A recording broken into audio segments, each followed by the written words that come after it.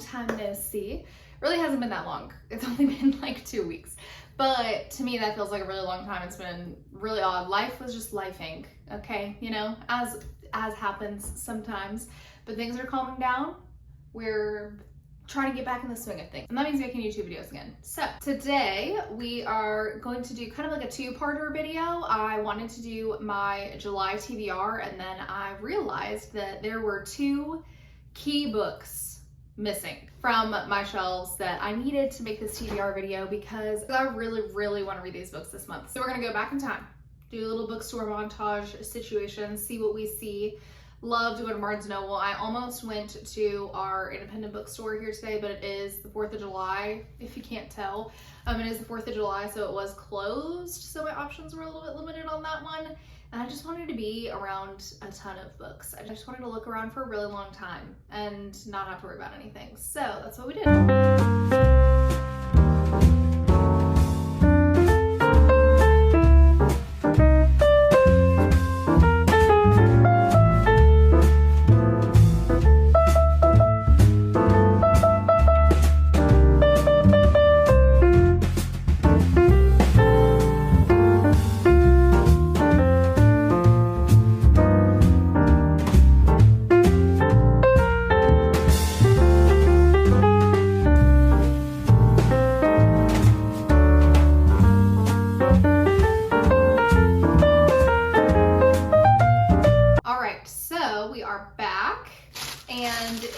I think in some of those clips you can kind of already see the books that I got, but pay no mind, pretend you didn't see it. The first one is a novel love story by Ashley Poston. I devoured the 7-Year Slip. I have not read the Dead Romantics yet, but I devoured the 7-Year Slip. And I thought to myself, I need to read every single thing this woman has ever written. And then this book was announced, and the premise is just so intriguing. It's so intriguing. I'm so excited. Her name is Elsie. Oh, my friend's name is Elsie. Essentially, she gets stuck in her favorite book, I think. And because Ashley Poston always does this like magical realism situation that I just adore. So this one, our main character is going to fall in love, I'm assuming, with a man that is in this book. But it's like, how does that work if you're trapped in a book? You know what I mean? It's the same kind of thing as like the Dead Romantics. That's why I kind of want to read it, because I'm like, but how does it work out if he's a ghost? You know what I mean? So it's like, but how does it work out if you're trapped in a book and he's not real? You know what I mean? I have to find out. I have to find out. And then the next one, which I think is going to be in pretty much everyone's videos, is Reckless by Lauren Roberts. I do have 2 friends, I think, that have already read this, and they said the ending of this is absolutely insane. The 3rd book was already announced. It's coming out in April 2025, and I am just so intrigued to see where this story goes. I am so intrigued, and I just can't wait. And I really wanted to get the Barnes & Noble exclusive edition, which was the whole reason why I went, because I really like the blue better than the red. That's my only reason. So now going into our books that we already have for the July TBR. I can't tell if this is a really ambitious TBR or it's not, because my average is around 10 books and I have 8 on it. But for some reason in my head, it feels like there is absolutely no way on earth I'm gonna be able to read all of these books. So it feels really ambitious to me, but I am so excited about every single one of these that I just can't help it. I can't help myself. The next one is kind of going to be more of an either or situation.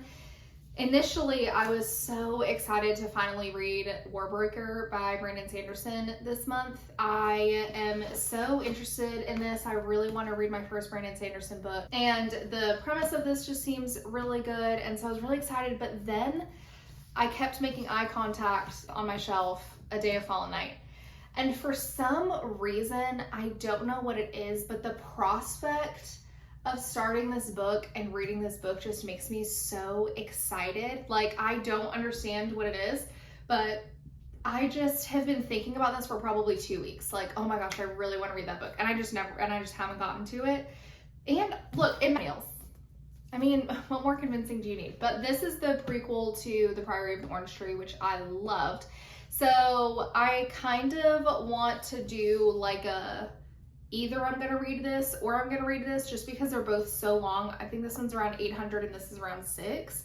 So I don't know if I'm gonna finish both of those or just one, but I cannot get the idea of starting this book out of my head, which I feel like means that I need to do it, you know? Okay, so 5th is actually a book that I don't have yet because it is our book club pick for July, and the store is closed today, so I couldn't go pick it up, but it is Sandwich by Catherine Newman. I'm very excited to read it and discuss it with everyone. It's basically like a woman goes to the same place on vacation with her family every single year, and there's a lot of moving family dynamics that are going on. There's family secrets that have been kept. Her life is changing, and it's kind of her navigating all of those things, and it's supposed to be funny, emotional, and I am very excited about that one. So that is number 5. We're gonna technically count that as number 4 though, because the other ones are kind of like an either or situation. So number 5 on my TBR for this month is Seating Arrangements by Maggie Shipstead. I have loved everything that this woman has written that I have read. She has 3 books out currently. I loved The Great Circle. It's probably gonna be one of my favorite books of this year.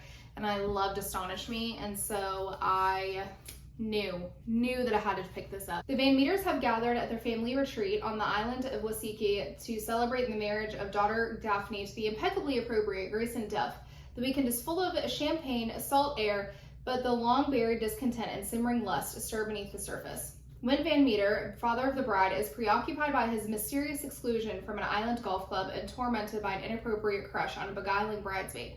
Sister of the bride, Olivia, recently heartbroken by the son of her father's greatest rival, is a too-ready target for the wiles of the best man.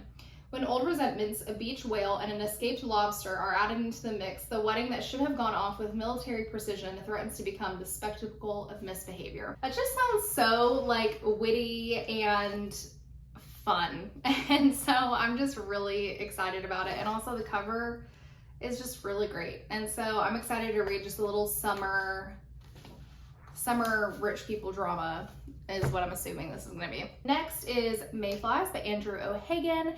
It says, in the summer of 1986, James and Tully ignite a friendship based off music, films, and the rebel spirit. With school over, they rush towards a magical weekend of youthful excess in Manchester, played out against the greatest soundtrack ever recorded, and there a vow is made, to go at life differently. 30 years on, the phone rings. Tully has news.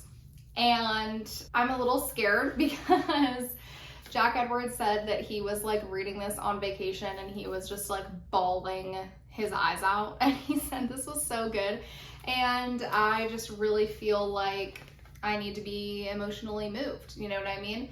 But I do hate it when like they have these stickers on it that won't move. Like, why?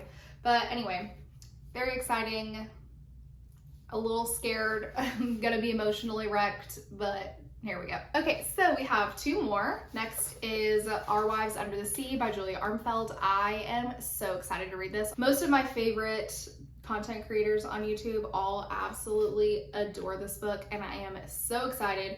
It was named Best Book of the Year by NPR, Washington Post, Goodreads, etc. It has a ton of really, really great reviews, and her next novel, Private Rights, comes out later this year, and it is a ton of people's like #1 anticipated release. So I'm just so intrigued. So this says, Leah is changed. A marine biologist, she has left for a routine expedition months earlier, only this time her submarine sank to the seafloor. When she finally surfaces and returns home, her wife, Mary, knows that something is wrong. Barely eating and lost in her thoughts, Leah rotates between rooms in their apartment, running the taps morning and night. But whatever happened to that vessel, whatever it is they were supposed to be studying before they were stranded, Leah has carried a part of it with her onto dry land and into their home. As Mary searches for answers, desperate to understand what happened below the water, she must face the possibility that the woman she loves is slipping from her grasp. And doesn't that just sound so intriguing? Like, that just sounds so crazy and like eerie, and I am just very, very, very excited about this. Okay, last but not least, we have Possession by A.S. Byatt. This is not the first TBR that this book has been on, ladies, okay? I'm not gonna lie about it. This has been a priority book on my TBR for like ever since I bought it, which was earlier this year, but for some reason it just keeps like slipping out of my grasp. And I can't remember for the life of me what book it was, but there was a book and the pull quote was like reminiscent of A.S. Byatt's Possession. And I was like, oh my gosh, because I really wanted to read that book. And I was like, that is amazing. I need to read this. I need to just freaking figure it out and do it. So this is supposedly supposed to be like a magical romance for all readers. I think it's kind of a mashup of genres. It says, winner of England's Booker Prize and a stunning literary sensation, Possession is an exhilarating novel of wit and romance, at once an intellectual mystery and a triumphant love story. It is a tale of a pair of young scholars researching the lives of two Victorian poets. As they uncover their letters, journals, and poems, and track their movements from London to Yorkshire, from spiritualist seances to the fairy-haunted far west of Brittany, what emerges is an extraordinary counterpoint of passion and ideas. And I need this in my life. Like, I can just tell that I need this in my life. So, all of that to say, we went through all of that fairly quickly, but I am more excited for this TBR than I have been for one in a very long time. If I get to read all of these books, oh my gosh, there's so many. If I get to read all of these books, I am genuinely going to be just so ecstatic and happy. I feel like I really need to have a great reading month. I'm gonna post my June wrap up soon. And it was okay, it just wasn't the best. Like I read some really good books, but I haven't, some months are like every single book is like so fantastic, and then other months like things are kind of like, okay. Like June was very back and forth about my feelings about the books that I was reading, and so I just really, my hopes for July is that I just absolutely love everything that I read, which, you know, who doesn't want that? It doesn't always work out like that, but here's hoping. So, to go back through it again, A Novel Love Story by Ashley Poston, Reckless by Lauren Roberts, Possibly Warbreaker by Brandon Sanderson, A Day of Fallen Night by Samantha Shannon. We have Seating Arrangements by Maggie Shipstead, Mayflies by Andrew O'Hagan, Our Wives Under the Sea by Julia Armfeld, Possession by A.S. Byatt, and Sandwich by Catherine Newman. So, all that to say, I hope you guys liked today's quick little video. Please let me know below what your most anticipated read of this month is, and I will see you guys next time.